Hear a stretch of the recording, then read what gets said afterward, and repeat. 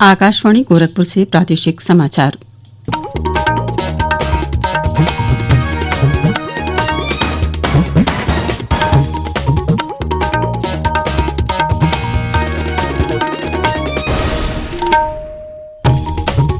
नमस्कार। समाचार बुलेटिन के साथ मैं सुषमा श्रीवास्तव।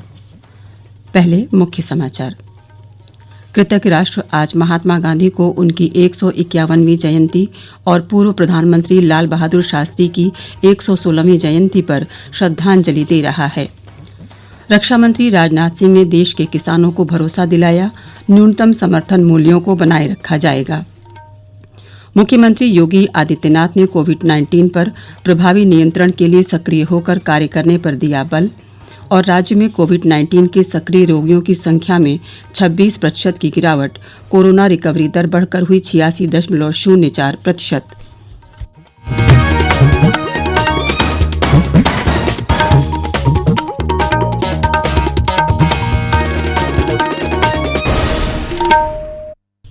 और अब समाचार विस्तार से।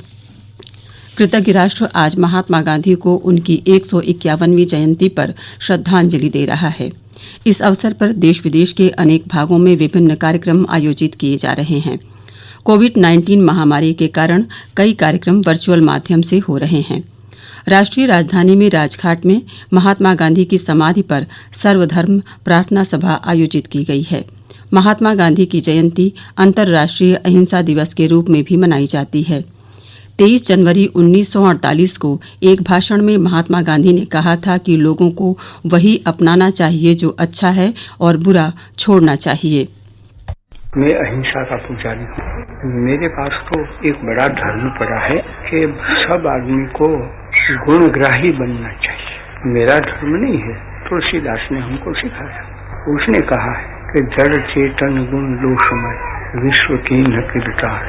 तो ईश्वर ने जड़ और चेतन सब तब से हमारे क्या करना, तो कहते हैं कि जो सच्चा आदमी है उसके लिए तो यही है कि जैसे हंस वो पानी को छोड़ देता है और उसमें जो चीज भरी है दूध में से मलाई देती है उसको ले लेता है, इसी तरह से हमारे जो मलाई है, मनुष्य के गुण है, उसको मलाई की उपमा दी है, वो ले लेना, बाकी अवगुण है वो छोड़ देना। राष्ट्रपति रामनाथ कोविंद ने लोगों से अपील की है कि वे अपने आप को देश के कल्याण और प्रगति के लिए समर्पित करने, सच्चाई तथा अहिंसा के मंत्र पर अमल करने और स्वच्छ, सक्षम, मजबूत तथा खुशहाल भारत का निर्माण कर महात्मा गांधी के सपनों को साकार करने का संकल्प लें। गांधी जयंती की पूर्व संध्या पर कल अपने संदेश में राष्ट्रपति ने कहा कि प्रत्येक वर्ष 2 अक्टूबर को महात्मा गांधी जी न केवल भारत में बल्कि पूरे विश्व में याद किए जाते हैं और वे समूची मानवता की प्रेरणा के स्रोत हैं। उनकी जीवन गाथा समाज के कमजोर वर्गों को सशक्त और मजबूत बनाती है। श्री कोविंद ने कहा कि उनके सत्य, अहिंसा और प्रेम का संदेश समाज में समरसता और समानता लाकर विश्व कल्याण का मार्ग प्रशस्त करता है। उन्होंने कहा कि उनके द्वारा प्रतिपादित जीवन मूल्य कल भी सार्थक थे, आज भी प्रासंगिक हैं और कल भी रहेंगे। केंद्रीय जनजातीय मामलों के मंत्री अर्जुन मुंडा आज गांधी जयंती के अवसर पर भारतीय हस्तशिल्प और जैविक उत्पादों के बाजार ट्राइब्स इंडिया ई मार्केट प्लेस का शुभारंभ करेंगे। देश को आत्मनिर्भर बनाने के प्रधानमंत्री के दृष्टिकोण के अनुरूप आदिवासियों के जीवन में बदलाव लाने की ये महत्वपूर्ण पहल है। जय जवान जय किसान के प्रणेता भारत के पूर्व प्रधानमंत्री लाल बहादुर शास्त्री को भी राष्ट्र आज उनकी 116वीं जयंती पर श्रद्धांजलि दे रहा है। शास्त्री जी की प्रतिमा पर माल्यार्पण करके लोग उनके व्यक्तित्व और कृतित्व को याद कर रहे हैं। रक्षा मंत्री राजनाथ सिंह ने देश के किसानों को भरोसा दिलाया है कि न्यूनतम समर्थन मूल्यों को न सिर्फ बनाए रखा जाएगा बल्कि आने वाले समय में इनमें लगातार बढ़ोतरी भी की जाएगी। नई दिल्ली में कल उन्होंने कहा कि किसान का बेटा होने के नाते वे ये स्पष्ट कर देना चाहते हैं कि नरेंद्र मोदी सरकार ऐसा कोई कार्य नहीं करेगी जो किसानों के हित में न हो। जिस सरकार ने अपने 6 वर्षों के इस कार्यकाल के दौरान एमएसपी लगातार बढ़ाने का काम किया हो, और जैसा हम लोगों ने कहा था कि हम जो लागत मूल्य है उसका 1.5 गुना कीमत हम किसानों को मुहैया कराने की कोशिश करेंगे। स्वामीनाथन कमीशन की रिकमेंडेशन भी थी, उस अनुसार बहुत कुछ किया है। और शायद लोगों को इस बात की जानकारी नहीं है, दलहन और तिलहन में तो हमारी सरकार ने मिनिमम सपोर्ट प्राइस पिछली सरकारों के कंपैरिजन में लगभग 23 गुना से अधिक बढ़ाई है। मैं किसान भाइयों को आश्वस्त करना चाहता हूं, किसी भी सूरत में मिनिमम सपोर्ट प्राइस की व्यवस्था समाप्त नहीं होने जा रही है। श्री राजनाथ सिंह ने सभी किसान संगठनों से अपील की कि वे उनकी समस्याओं पर सरकार के साथ बातचीत करें। श्री सिंह ने कहा कि उन्होंने इस संबंध में किसान संगठनों के साथ पहले ही बातचीत शुरू करके उनके भ्रम और आशंकाएं दूर करने के प्रयास शुरू कर दिए हैं। प्रादेशिक समाचार आप आकाशवाणी गोरखपुर से सुन रहे हैं। मुख्यमंत्री योगी आदित्यनाथ ने कोविड-19 पर प्रभावी नियंत्रण के लिए सक्रिय होकर काम करने पर जोर दिया है। उन्होंने कहा कि कोविड-19 की रिकवरी दर को और बेहतर बनाने के लिए लक्ष्य केंद्रित दृष्टिकोण के साथ सभी जरूरी कदम उठाएं।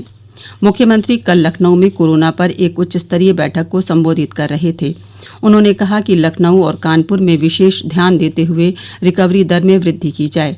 मुख्यमंत्री ने संक्रमण के नियंत्रण में प्रभावी सर्विलांस की महत्वपूर्ण भूमिका पर बल देते हुए कहा कि सर्विलांस गतिविधियों को पूरी सक्रियता से संचालित किया जाए। उन्होंने कहा कि इसके लिए integrated command and control centre की व्यवस्था सुदृढ़ रखी जाए। उन्होंने कहा कि जनरल ओपीडी संचालित करने वाले अस्पताल और चिकित्सक कोविड-19 की स्क्रीनिंग के बाद ही रोगियों का उपचार करें। स्क्रीनिंग के लिए इंफ्रारेड थर्मामीटर और पल्स ऑक्सीमीटर का अनिवार्य रूप से उपयोग किया जाना चाहिए। मुख्यमंत्री योगी आदित्यनाथ ने कहा है कि विशेष संचारी रोग नियंत्रण अभियानों के कारण राज्य में संचारी रोगों पर प्रभावी नियंत्रण हुआ है। वे कल विशेष संचारी रोग नियंत्रण अभियान के तीसरे चरण का शुभारंभ कर रहे थे। ये अभियान 31 अक्टूबर तक चलेगा। मुख्यमंत्री ने कहा कि संचारी रोगों पर प्रभावी नियंत्रण में राज्य की सफलता देश और दुनिया के लिए एक उदाहरण है। भारत सरकार के दिशा निर्देशों के क्रम में प्रदेश में कोविड कंटेनमेंट जोन से बाहर और अधिक गतिविधियां शुरू हो गई हैं। इस संबंध में प्रदेश सरकार ने नए दिशा निर्देश जारी किए हैं। जारी निर्देशों के अनुसार राज्य में सभी स्कूल और कोचिंग संस्थान शैक्षणिक कार्य के लिए 15 अक्टूबर के बाद चरणबद्ध तरीके से खोले जा सकेंगे। ये निर्णय स्कूल और संस्थाओं के प्रबंधन से विचार विमर्श कर जिला प्रशासन द्वारा लिया जाएगा। संस्थाओं में अभिभावक की लिखित सहमति से ही छात्र उपस्थित हो सकते हैं। एक रिपोर्ट हमारे संवाददाता से।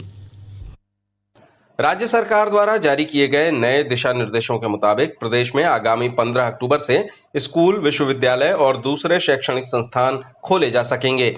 हालांकि इस संबंध में कोई भी फैसला लेने से पहले उन्हें स्थानीय प्रशासन से बातचीत करनी होगी। ऑनलाइन और दूरस्थ शिक्षा को बढ़ावा दिया जाएगा और जो भी छात्र स्वयं से स्कूल जाना चाहेंगे उन्हें इसकी अनुमति होगी, लेकिन स्कूल प्रबंधन को इसके लिए उनके माता पिता से रजामंदी लेनी होगी। आने वाले त्योहारों के मौसम को देखते हुए सामाजिक, सांस्कृतिक, धार्मिक और राजनीतिक गतिविधियों को भी कंटेनमेंट जोन के बाहर आयोजित करने की इजाजत दी जाएगी, जिसमें 100 से अधिक लोग भी हिस्सा ले सकेंगे। आगामी 15 तारीख से कंटेनमेंट जोन के बाहर स्थित सिनेमा हॉल और मल्टीप्लेक्स भी अपनी आधी क्षमता के साथ खोले जा सकेंगे। सुशील चंद्र तिवारी, आकाशवाणी समाचार, लखनऊ। कंटेनमेंट जोन के बाहर सभी सामाजिक, शैक्षिक, खेल, मनोरंजन, सांस्कृतिक, धार्मिक और राजनीतिक कार्यक्रमों में अधिकतम 200 व्यक्तियों के लिए निर्धारित प्रतिबंधों के साथ अनुमति रहेगी। यहां face mask, social distancing, thermal scanning और सैनिटाइजर की उपलब्धता अनिवार्य होगी। प्रदेश में पिछले 2 सप्ताह से कोरोना सक्रिय रोगियों की संख्या लगातार घट रही है। इस समय राज्य में 50,378 कोरोना के सक्रिय रोगी हैं। 2 सप्ताह पहले सक्रिय रोगियों की अधिकतम संख्या 68,235 थी। अपर मुख्य सचिव स्वास्थ्य अमित मोहन प्रसाद ने बताया कि राज्य में सक्रिय रोगियों की संख्या में 26% की गिरावट आई है। उन्होंने बताया कि अब तक 3,86,859 रोगी प्रदेश में ठीक हुए हैं और कोरोना से ठीक होने की दर राज्य में 86.04% हो गई है। उन्होंने बताया कि कोरोना से अब तक प्रदेश में 5,864 लोगों की मौत हुई है। कल राज्य में 1,64,787 सैंपल की जांच की गई और अब तक 1,02,63,709 सैंपल की जांच हुई है। देश में कोविड रोगियों के स्वस्थ होने की दर 83.53% हो गई है। केंद्रीय स्वास्थ्य मंत्रालय ने कहा है कि अब तक स्वस्थ होने वालों की संख्या 52,73,000 से अधिक हो गई है। और अब अंत में मुख्य समाचार एक बार फिर। कृतज्ञ राष्ट्र आज महात्मा गांधी को उनकी 151वीं जयंती और पूर्व प्रधानमंत्री लाल बहादुर शास्त्री की 116वीं जयंती पर श्रद्धांजलि दे रहा है। रक्षा मंत्री राजनाथ सिंह ने देश के किसानों को भरोसा दिलाया, न्यूनतम समर्थन मूल्यों को बनाए रखा जाएगा। मुख्यमंत्री योगी आदित्यनाथ ने कोविड-19 पर प्रभावी नियंत्रण के लिए सक्रिय होकर कार्य करने पर दिया बल और राज्य में कोविड-19 के सक्रिय रोगियों की संख्या में 26% की गिरावट, कोरोना रिकवरी दर बढ़कर हुई 86.04%। इसी के साथ प्रादेशिक समाचारों का ये बुलेटिन समाप्त हुआ। नमस्कार।